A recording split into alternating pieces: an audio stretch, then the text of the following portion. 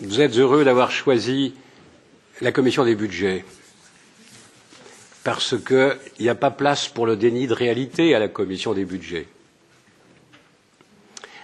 Isabelle.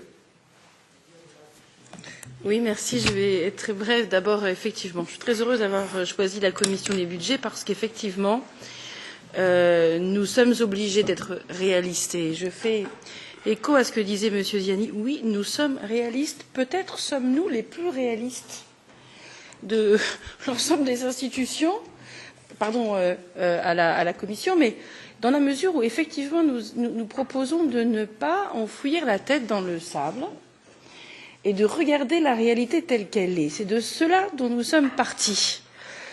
Et la réalité telle qu'elle est, c'est la première partie de notre rapport, elle est problématique.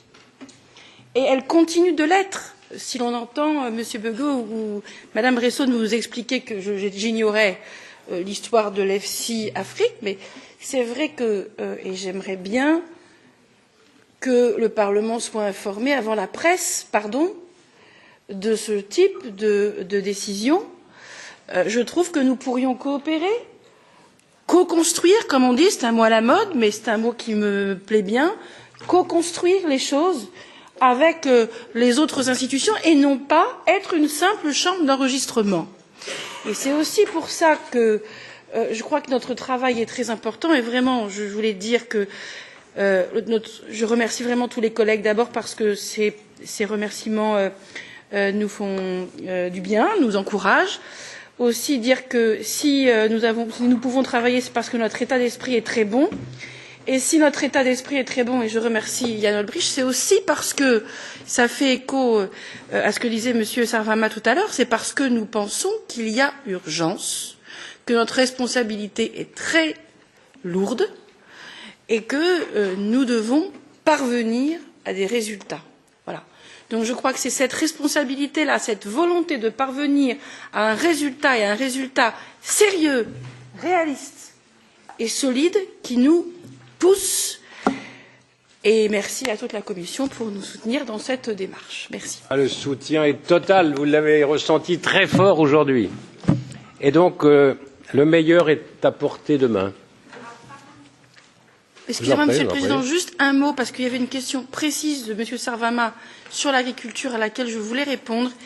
Effectivement, j'ai du mal m'exprimer. Il ne s'agit pas de dire qu'il ne peut pas y avoir d'amendement sur la question agricole, mais simplement, non pas sur les bases légales, mais sur les aspects budgétaires.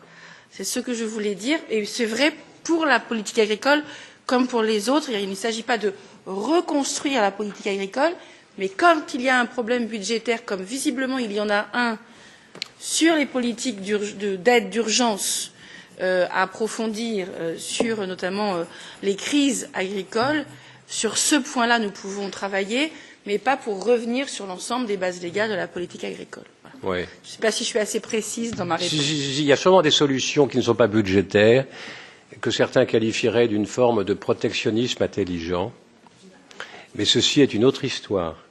Ça ne coûterait rien au budget, mais à mon avis, ce serait de nature à améliorer le revenu des agriculteurs. De cela aussi, il faudra peut-être que l'on parle un jour. Vous êtes très soutenu par tous les membres de la Commission, vous le voyez bien, de la Commission des budgets, mais de la Commission aussi, d'ailleurs Mme Calvino l'a dit très clairement. Donc, merci pour le travail que vous avez accompli.